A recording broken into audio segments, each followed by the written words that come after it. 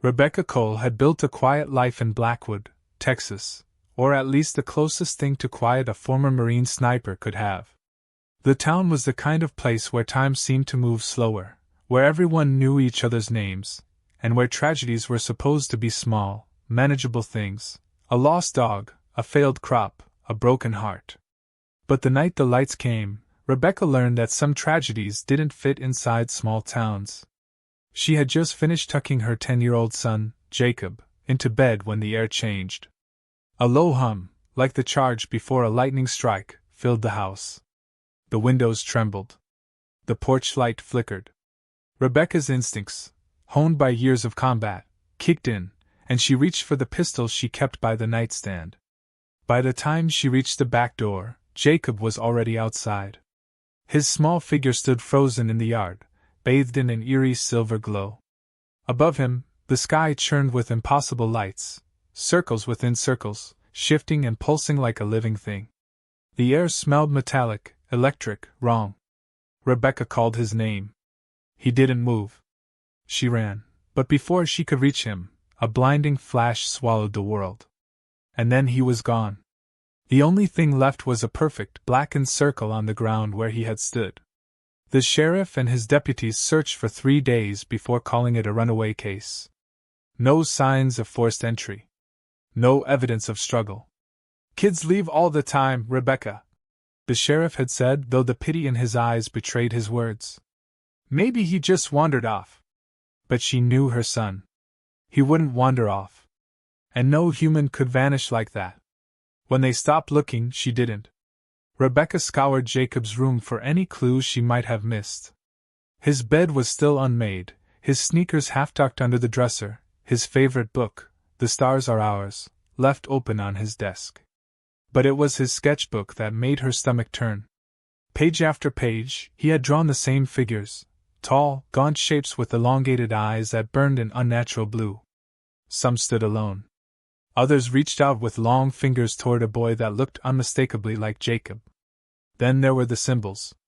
Strange, looping patterns that mirrored the burns left in the yard. Rebecca didn't believe in the supernatural. She didn't have time for ghosts or aliens or anything else that couldn't be shot at or reasoned with. But the drawings were real. The symbols were real. And Jacob was gone. She needed help, but not from the law. Charlie Langford lived in a trailer just outside town, surrounded by ham radio antennas and a stockpile of old government files. Most folks thought he was crazy. Rebecca knew better. Charlie had spent years digging into the kind of things that got people labeled paranoid. Government conspiracies. Black sites. Unexplained disappearances. He had a past, one Rebecca never pried into, but his knowledge had always been 2 steps ahead of the official record. When she showed him Jacob's drawings, he paled. "This ain't the first time," he said, flipping through them like they confirmed something he'd feared for years. "Blackwood's been seeing these disappearances since before you or I were born." Charlie pulled out a battered folder, yellowed with age. Clippings of missing persons reports, all eerily similar, no sign of forced entry, no bodies, no explanations. The earliest one dated back to 1956. And then there were the photos. Blurry, grainy images of lights in the sky. Reports of strange radio signals intercepted by military bases. Documents stamped with redacted black bars. One file stood out, a heavily censored government report labeled Project Sovereign. Rebecca didn't need to read between the lines. Someone knew what was happening. Someone had been watching.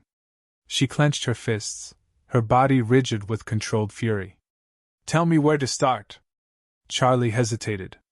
"You're not gonna like the answer." "I don't have to like it." She met his eyes. "I just have to follow it." No one in town believed her, but she didn't care. She had spent years taking orders, playing by the rules, trusting that the right people would do the right thing. It had cost her too much already. She wasn't losing Jacob. Not like this. Charlie handed her a flash drive. "This has everything I've found. Names, locations, reports I shouldn't have." He exhaled sharply. "The government's been hiding this for decades. You go digging, and they'll come knocking." Rebecca took the drive and pocketed it. Let them. That night she packed weapons, rations, a map marked with every location from Charlie's files. Her sniper rifle, old but reliable. A pistol for close quarters. She stood at the threshold of her house, looking back one last time. Jacob's drawings were still on the kitchen table. His bed was still unmade. His scent still lingered in the hallway. She wasn't a woman with nothing left to lose. She was a mother with something worth killing for. And she was going to find whoever took her son. Even if she had to burn the world to do it. Rebecca wasn't a detective, but she knew how to track a target. In war, the enemy left trails, subtle mistakes, habits, things they thought no one would notice. The government was no different. It covered its tracks, but no cover-up was perfect. And with Charlie's files in hand, she had her first lead. The old military communications outpost sat just outside Blackwood, abandoned since the late 90s. Officially, it had been decommissioned. Unofficially, Charlie had found evidence that it was still receiving encrypted transmissions as recently as last year. They arrived under the cover of darkness, parking a mile away and approaching on foot. The chain-link fence surrounding the facility had long since rusted, and the lock on the main gate was broken. No guards, no alarms. Just silence. Inside, the place was a graveyard of outdated equipment and dust-covered consoles. Rebecca moved with quiet precision, checking corners, scanning for threats. Charlie, less graceful but just as determined, went straight for the central server room. Military doesn't just abandon infrastructure like this, he muttered, prying open a rusted panel. They move, they repurpose, but they don't leave assets behind unless they're trying to hide something. Minutes passed as he worked, his fingers flying over the keyboard of a portable hacking rig. Then, suddenly, the screen flickered. Got something, he said, voice tight. Old files. Some corrupted, some wiped. But there's one intact, classified as experimental weapons testing. Rebecca frowned. Testing what? Charlie hesitated. A war we never knew we were fighting.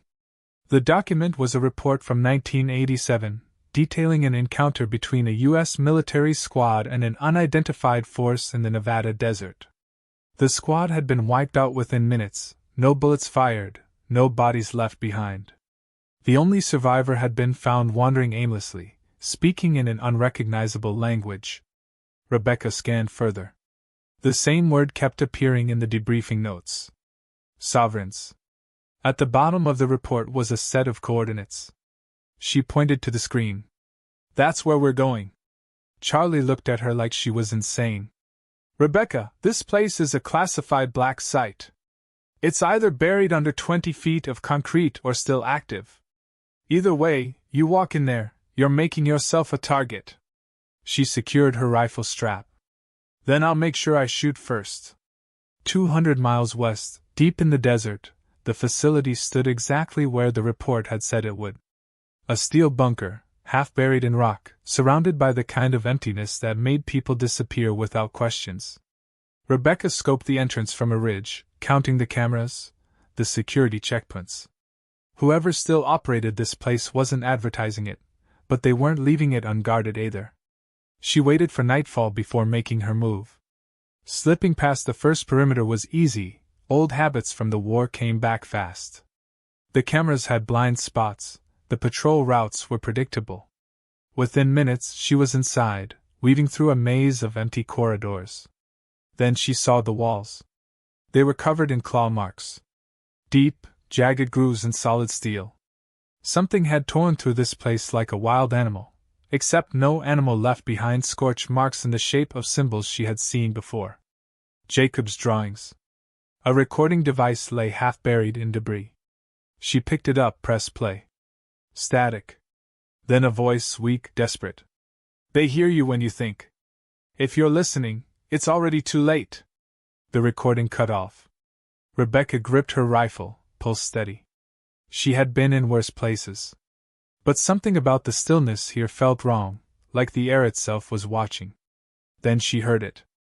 A low hum, almost imperceptible, growing louder. She turned just as a shadow detached itself from the ceiling. It wasn't human. Tall, spindly limbs. A head too large for its body. Eyes, glowing, liquid blue, swirling like an ocean under moonlight. It moved without sound, like it wasn't touching the ground at all. Rebecca fired. The bullet hit its mark, but the thing barely staggered. Instead, it turned its gaze on her, and suddenly, her vision warped. The walls bent inward, the floor shifted beneath her feet. A pressure built in her skull, like something was pushing against her mind, rifling through her thoughts. She gritted her teeth and fired again, this time aiming for the glowing eyes. The thing screeched, a sound that sent every nerve in her body alight with pain, and collapsed into a heap of twitching limbs. Rebecca didn't hesitate. She ran. In the depths of the facility, she found what the military had been protecting. A vault. It wasn't built for gold, or weapons, or anything human. The symbols etched into its walls pulsed, reacting to her presence.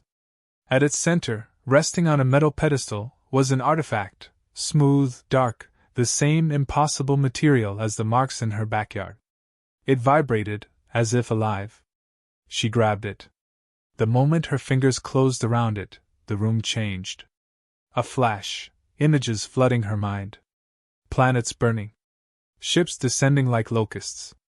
A sea of voices, speaking in a language she couldn't understand but somehow felt in her bones. And then, Jacob. His face, his eyes wide with terror, looking up at something towering above him. Rebecca gasped, jerking back to reality. The artifact was still in her hands, pulsing now, as if it had recognized her. She didn't know what she had just seen, but she knew one thing. Jacob was alive. And this thing was going to lead her to him. The alarms blared before she could reach the exit. She had expected soldiers, men with guns, maybe black-suited agents who would drag her off to a secret prison. But the thing waiting for her outside wasn't human. It was like the creature she had killed, but bigger. Smarter. Its eyes locked onto the artifact in her hands, and its mouth curled into something almost like a grin. Rebecca raised her rifle. The thing took a step forward. And then it spoke. Not with words. Directly into her mind. You shouldn't have taken that. The world tilted. The last thing she saw before darkness swallowed her was its glowing blue eyes, piercing straight into her skull. Rebecca woke up to darkness. Not the kind of darkness that came with nightfall or power outages. This was deeper, absolute, the kind that pressed against her skin and filled her lungs with the suffocating weight of something unnatural. Her arms were restrained, her legs too. Metal cuffs, cold against her skin, held her in place. She tested them, twisting her wrists, gauging for any weakness. No give. A soft hum surrounded her, rhythmic, like a heartbeat pulsing through the air. Then the lights came on. They weren't bulbs or fluorescents. There were no fixtures at all. Instead, the walls themselves pulsed with an eerie blue glow, revealing a chamber too smooth, too seamless to be built by human hands. The ceiling curved like the inside of a shell, shifting with faint patterns that reminded her of the symbols from Jacob's drawings. She wasn't in the bunker anymore. The realization hit like a gut punch. She had been taken. The restraints snapped open without warning, and she hit the ground hard, barely catching herself before her face met the smooth, glass-like floor. The air was thick, humming with a strange energy that made her skin tingle. Footsteps echoed. Slow. Deliberate. She looked up. The creature from the bunker stood before her. Taller than any human, limbs elongated but moving with effortless grace. Its eyes, deep pools of swirling blue, watched her with something unsettlingly close to curiosity. You are persistent, it said, the voice slipping directly into her mind like a whisper from inside her own skull. Rebecca pushed to her feet, keeping her stance balanced. She didn't have her weapons, but she didn't need them to fight. Where is my son? She demanded. The thing tilted its head, the motion eerily fluid. He is here. Her stomach tightened. Take me to him. You misunderstand, it said, stepping closer. He is not a prisoner. He is part of something greater now. Rebecca clenched her fists. I swear if you hurt him, Hurt? The creature almost sounded amused. Your people always assume pain is the only outcome. You do not see beyond your own violence. Forgive me if I'm not in the mood for a philosophy lesson, she snapped. Where is he? The creature studied her for a moment before it turned, gesturing for her to follow. Rebecca hesitated, then moved. The corridors pulsed with the same soft blue light, shifting as if the structure itself was alive. As they walked, Rebecca caught glimpses of things beyond the curved walls, massive chambers filled with floating pods, their interiors glowing faintly. Inside them were people. Some were children. Others were adults. All of them were suspended in a motionless sleep, their faces peaceful, unaware. Her stomach twisted. What the hell is this? The preservation, the creature said. Your kind is fragile. You tear yourselves apart. You poison your own world. We take those who would be lost to your destruction and offer them eternity. Rebecca's pulse pounded. You're stealing them. We are saving them. She turned sharply, fury burning through her. And what if they don't want to be saved? The creature stopped in front of one of the pods. Inside was Jacob. He floated in the soft glow, his small frame curled slightly, his expression peaceful. Electrodes pulsed at his temples, feeding something into him, or taking something out. Rebecca's breath hitched. Let him go. He has already begun the joining, the creature said. His mind is becoming one with the sovereign collective. Soon, he will not remember his old life. He will not remember you. She slammed her fist against the pod's surface. Jacob! No response. She turned on the creature, her body coiled like a spring. Wake him up. Now. You would take him back to war? To pain? I would take him back to me. The creature exhaled a soundless sigh. Then you will have to take him by force. Rebecca didn't hesitate. She moved faster than thought, lunging at the creature, fist striking with the precision of a trained fighter. It barely flinched at the first blow, but the second caught it off guard, sending it stumbling. She used the opening. Spinning, she grabbed the nearest object, a small, pulsating device from a control panel, and smashed it against the pod's surface. Sparks erupted, the glass-like material cracking. The glow inside flickered. Jacob's eyes fluttered open. For a moment, he was dazed. Then his gaze locked onto her. Mom? His voice was barely a whisper. Relief surged through her, but it was short-lived. Alarms blared. The walls trembled. The creature straightened, its once calm expression shifting into something almost regretful. You should not have done that, it said. Rebecca grabbed Jacob as the pod shattered, pulling him free from the wires and electrodes. He clung to her, confused, weak, but alive. I've got you, she whispered. The air around them warped. More figures appeared, dozens of them, their glowing eyes locking onto her with unsettling synchronization. No weapons. No plan. Just instincts. She tightened her grip on Jacob and ran. The halls shifted as they moved, the ship itself reacting, trying to block their path. But Rebecca had spent years fighting enemies who had the upper hand. She knew how to turn chaos into an advantage. Ahead, an archway pulsed with unstable energy, different from the rest. A portal. A way out. Hold on, she said. With one final sprint, she hurled them both through. For a moment, there was nothing. Then the world snapped back into focus, and they crashed onto cold, hard ground. The sky above them was familiar, stars, real ones, not the endless abyss of the Sovereign's domain. Rebecca gasped for breath, holding Jacob tightly. He clung to her. Mom! I saw things! His voice trembled. I heard them. In my head. They weren't just talking. They were inside. Rebecca brushed his hair back, forcing steadiness into her voice. They're not inside anymore. But even as she said it, she saw the faint glow flicker in his eyes, deep, swirling blue. The Sovereigns weren't done with him. And they sure as hell weren't done with her. Rebecca barely had time to register where they had landed before the night erupted around them. The air crackled with static, the distant hum of something not quite human pressing at the edges of her senses. Jacob trembled in her arms, his small hands clutching her jacket. He was awake, fully awake, but his eyes still held that unnatural glow, the faint blue swirl reflecting the thing that had nearly taken him from her. She pushed down the fear. Fear wouldn't save him. They were in the middle of nowhere, an open desert beneath an endless sky. Not the facility. Not Blackwood. A transport. The Sovereigns hadn't just let them go. They had thrown them out.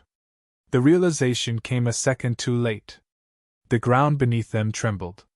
Rebecca spun, instincts kicking in, just as the air behind them tore open. The portal snapped wide, and something stepped through. Not one of the smaller drones. This was something worse. The figure was tall, impossibly thin but heavy with power. Its skin shimmered like liquid mercury, constantly shifting, forming unreadable symbols across its surface. Eyes like burning stars fixed on her, unblinking. Rebecca shoved Jacob behind her. It didn't speak. It didn't need to. The moment it raised one spindly hand, her skull erupted with pain, thoughts, memories, foreign things forcing their way into her mind. She staggered but didn't fall. The creature cocked its head, curious. Resistant. Rebecca gritted her teeth and pulled the pistol from her holster. She fired. The bullets barely slowed it. The thing didn't dodge, it didn't need to. The round struck its body and disappeared, swallowed into whatever not matter it was made of. But she wasn't aiming to kill. She was aiming to distract. With the last round, she grabbed Jacob and ran. The desert stretched out ahead of them, endless, featureless. There was no cover, nowhere to hide. But Rebecca knew one thing about surviving: movement was life. The hum of the Sovereign behind them grew louder. The thing wasn't in a hurry. It didn't have to be. But it was underestimating her. Rebecca spotted a ridge ahead, rock formations rising out of the desert like jagged teeth. Not a fortress, but something to break sight lines. She sprinted, every muscle burning, pulling Jacob with her. "Mom!" Jacob gasped, barely keeping pace. It's in my head." Rebecca didn't slow. "You fight it, you hear me? You're stronger than it." But she wasn't sure if that was true.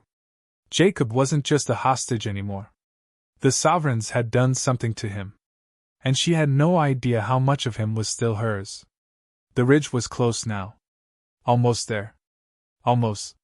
The air split apart in front of her. A second figure stepped through. It didn't attack immediately. It simply raised a hand, and everything stopped.